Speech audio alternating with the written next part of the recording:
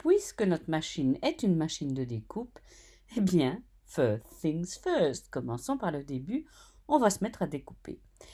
La première chose que je devrais vous dire, c'est quand même que votre machine, elle n'est pas maline. Je le dis souvent, j'en ai déjà parlé, mais ça fait rien, j'y reviens. La machine, vous avez beau vous énerver dessus, à part qu'elle soit vraiment déficiente, si elle fait une bêtise, c'est peut-être parce qu'on ne lui a pas dit exactement comment il fallait qu'elle fasse. Un une petite parenthèse mathématique pour commencer, c'est que votre machine, qu'est-ce qu'elle fait? Eh bien, attendez, je vais tracer un segment de droite. Observez déjà comment je fais. Je trace un segment de droite, voilà. Eh bien, votre machine, qu'est-ce qu'elle va faire? Regardez, si je clique sur le segment de droite, elle va suivre le vecteur, ce qu'on appelle un vecteur mathématique. Alors, oui, je sais, ça peut paraître un peu rébarbatif, mais vous comprendrez mieux après. Quand on va se mettre à tracer nous-mêmes des figures, vous comprendrez mieux. Qu'est-ce qu'elle fait, votre machine? Elle obéit aux ordres que vous lui donnez, et les ordres qui lui sont donnés sont ces ordres-là, les contours qui habituellement apparaissent en rouge quand on veut découper. Elle suit cette ligne-là. Donc, si vous avez cette figure-ci, par exemple, ce qu'elle va faire, c'est qu'elle va commencer à un point ici, et puis elle va partir par là, et puis elle va partir par là, et puis par là, et puis par là. Elle va de point en point. Regardez sur l'image qu'on a là, voici tous les points par lesquels elle va passer. Donc, elle part du point, imaginons de ce point-ci vers ce point-là, elle tourne, elle va de là à là, elle tourne, elle va de là à là, etc., etc. Toutes tous les trajets que la lame ou le stylo vont suivre sont les trajets rouges. Ce sont des vecteurs. On appelle ça en mathématiques des vecteurs. Si je trace un rectangle, comme ça vous voyez un petit peu, vous ne devez pas retenir maintenant, hein. Imaginons que je trace un triangle, je vous demande pardon. Voilà. Qu'est-ce qu'elle va faire? Eh bien, elle va aller de ce point-là à ce point-là, de ce point-là à ce point-là, et de ce point-là, elle revient là, et elle a découpé sa forme. Chaque côté du triangle ici, c'est un vecteur. Le vecteur AB, le vecteur BC et le vecteur CA, dans ce cas-ci. Ça, c'est ce qu'on appelle une forme fermée. On est bien d'accord que ceci, c'est juste une droite et la machine, elle va juste couper comme ça. Point final.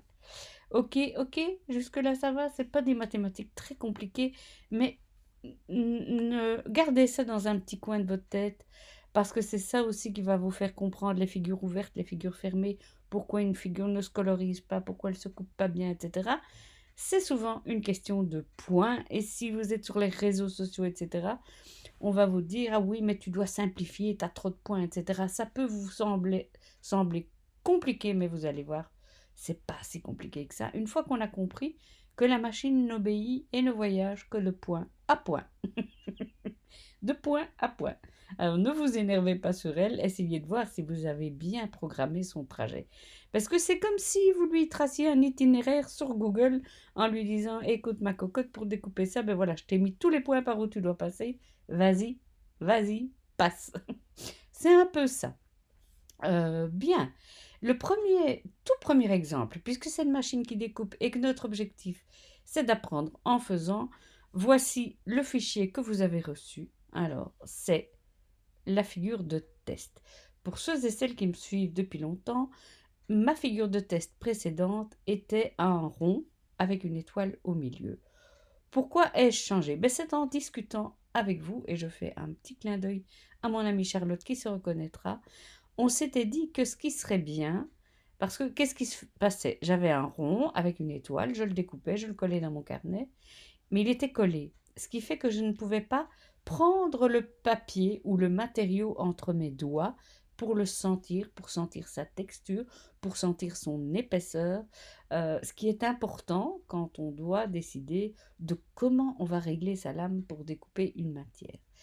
Et c'est pour ça que j'ai changé mon échantillon et je l'aime encore mieux que le précédent, en vieillissant, hein. Pourquoi?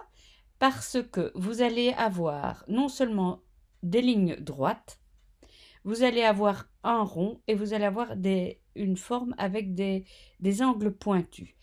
Ce qui va vous permettre, quand vous testez une matière, de voir sa capacité à, bon, tracer un rectangle en général, ça c'est pas trop compliqué pour la lame quand le matériau est compliqué. Par contre, avoir un rond bien rond et en petite taille, c'est pas évident parce que pour peu que votre lame soit mal réglée, votre rond, ce ne sera plus un rond, ce sera un ovale ou un œuf ou que sais-je. Euh, c'est une très bonne indication, ainsi que les pointes des étoiles, parce que ce sont des angles aigus. Et donc là aussi, la machine, c'est un peu comme quand vous devez découper des lettres ou des choses comme ça. Pourquoi on a mis un pointillé? J'ai mis un pointillé parce que ici, le haut, c'est ce que vous allez coller sur votre papier. Et le pointillé vous permettra d'avoir ce pli dans le papier qui vous permettra de le prendre en main sans trop l'abîmer. Voilà, c'était un peu ça l'idée. Quand on ouvre ce fichier que je vous ai donné, il se présente comme ceci. Mais vous vous dites, mais mince, ça c'est le tapis de coupe d'une caméo. Moi, j'ai pas une caméo, j'ai une portrait. Alors, comment je sais que c'est le tapis de coupe d'une caméo?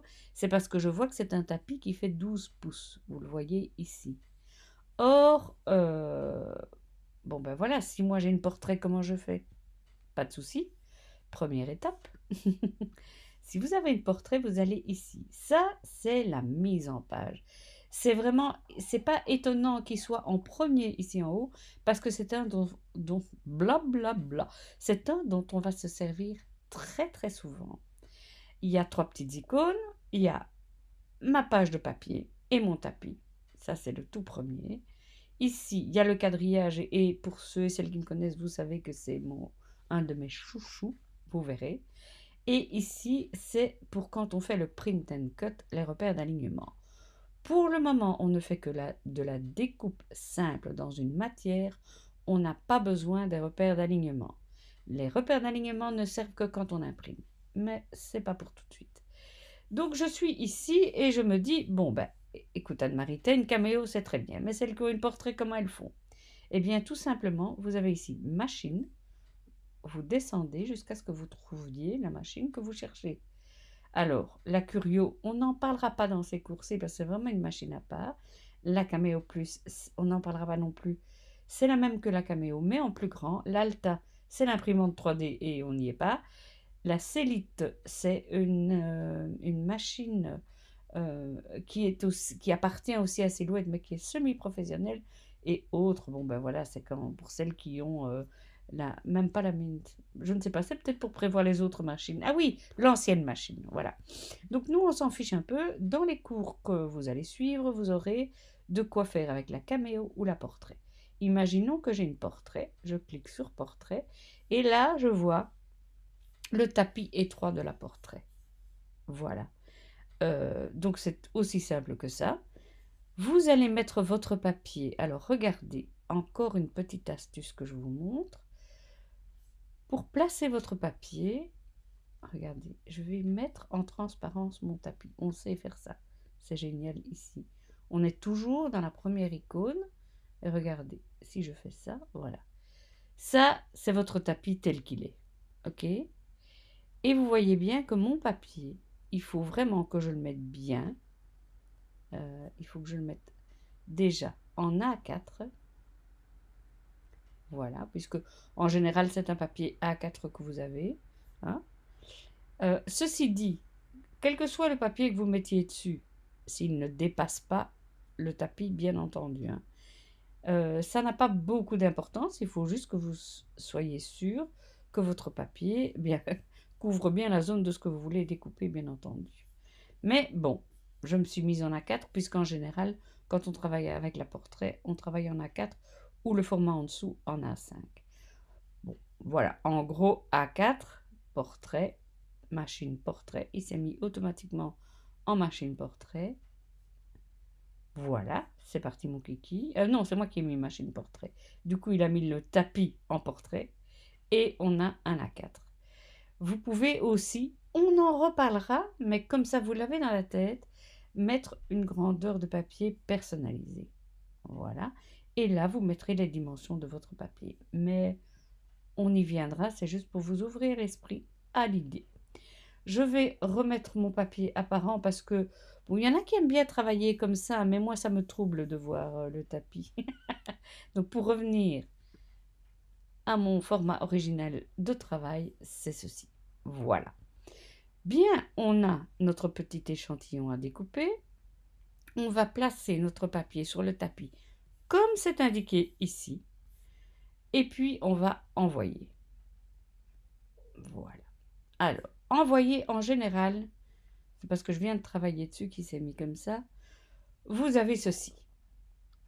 Vous avez cette première... donc, c'est le tableau de commandement de la machine. C'est là qu'on va lui dire, voici comment tu dois mettre ta lame, voici à quelle vitesse tu vas découper, et voici la force qu'on va mettre dans ta lame pour découper le papier. En général, quand ça s'ouvre, vous avez simple. Pour une question de facilité plus tard, je vous invite toujours, prenez cette habitude, croyez-en ma longue expérience, d'aller sur ligne. Voilà. Et là, bien, imaginons que j'ai choisi un papier, un cardstock. Un cardstock, c'est quoi? C'est un carton léger, plus épais qu'une feuille d'imprimante et moins lourd que du carton ondulé comme lequel sont faits vos cartons, moins lourd que du bois, etc. En général, on tourne autour des 160 grammes, 180 grammes du mètre carré. C'est écrit sur le paquet dans les 3/4 du temps. Et si vous ne savez pas, fiez-vous au descriptif que vous avez. Si c'est un carton plus épais que le papier d'imprimante, allez dans cardstock ordinaire. Voilà. Donc vous avez ici une liste des matériaux et vous verrez, on va les travailler. Fiez-vous-y pour commencer et puis vous corrigerez vos données. On va prendre cardstock ordinaire. Voilà. Et qu'est-ce qui apparaît ici? Ah ah! On vous dit, tiens, il n'y a rien à faire et il n'y a pas d'outil. Mais on va le faire. On va choisir un outil. Alors, en général, beaucoup d'entre vous, une action, pardon, beaucoup d'entre vous ont la silhouette, la lame automatique qui se règle elle-même. Donc, on va dans découper, c'est ce qu'on lui demande pour le moment. Et ici, on va dans autolame. Donc, c'est la lame automatique. Quand vous mettez l'autolame, vous ne devez rien régler. Vous mettez la lame dans le chariot et elle va s'occuper de tout. Si vous n'avez pas l'autolame, si vous avez la lame silhouette, on va d'abord faire autolame. Voilà. Donc, qu'est-ce que vous voyez? Vous voyez qu'ici, on est dans la... Ceci nous indique dans quel petit porte-lame je dois mettre ma lame. Vous avez 2 porte-lames, un à gauche, un à droite. Vous devez mettre votre lame dans le porte-lame numéro 1. Elle va découper le trait rouge, elle vous le dit. Voilà, je vais découper le trait rouge. Dans du cardstock ordinaire, on m'a demandé de faire une découpe et l'outil qui est mis dedans, c'est l'autoblade. Maintenant, imaginons que vous n'ayez pas l'autoblade, que vous travaillez avec la Cameo 3 et que vous n'avez pas l'autoblade ou la Cameo 2, mais je ne pense pas qu'il y ait encore beaucoup de monde qui a la 2. Vous allez ici et vous mettez lame silhouette. À la différence des autres qui n'avaient rien à régler sur la lame, ceux et celles qui travaillent avec cette lame-là vont devoir la mettre dans le petit trou qui se trouve dans le plateau de la Cameo, un petit trou où la lame rentre juste dedans, et la tourner pour arriver à la mettre sur le numéro qui s'indique ici, qui est le numéro 3. Celles qui ont l'autoblade, ceux et celles qui ont l'autoblade, elle va automatiquement se mettre sur 3 par elle-même. Vous allez entendre quand la machine va démarrer des petits tac, tac, tac, tac. Ça veut dire qu'elle se règle pour aller sur le 3. La force est de 20, la vitesse est de 4. Merci pour l'info. On ne corrige rien et on clique. Ah oui, on met quand même le tapis. On engage le tapis dans la machine et on clique sur envoyer et votre machine va découper tout ceci. Voilà la toute première étape. Et si je la présente en tout premier, c'est parce que c'est un bon exercice pour commencer. Je vous invite donc à prendre un cardstock vraiment basique du papier, 160 grammes euh, ou 180 grammes. Exercez-vous à faire ça. Donc, une fois que vous avez découpé votre petit, comment je vais dire, votre petit échantillon, votre petite figure test, je vous invite à la mettre dans une enveloppe et de noter sur l'enveloppe le papier qu'il y a dedans avec lame vous écrivez lame 2.3, force 2.20 et vitesse 2.4. Passage 1, c'est tout ce dont vous avez besoin. Cardstock ordinaire, lame 3, force 20, vitesse 4. Ça, c'est la première chose que vous allez faire. Vous allez garder cette enveloppe.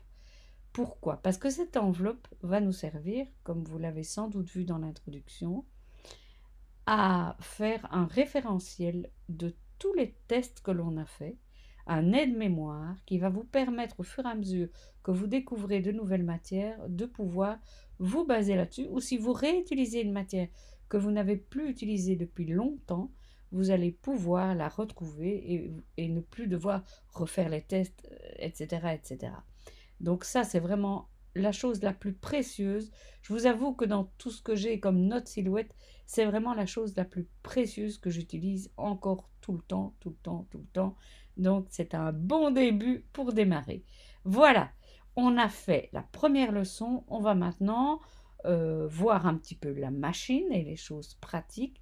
Comment faire cette découpe, comment enclencher la machine. Euh, Parce qu'il y a parmi nous des personnes qui n'ont encore pas utilisé leur machine ou très peu et pour qui il serait bon de revoir un petit peu tout ça. Je vous invite à suivre la leçon suivante.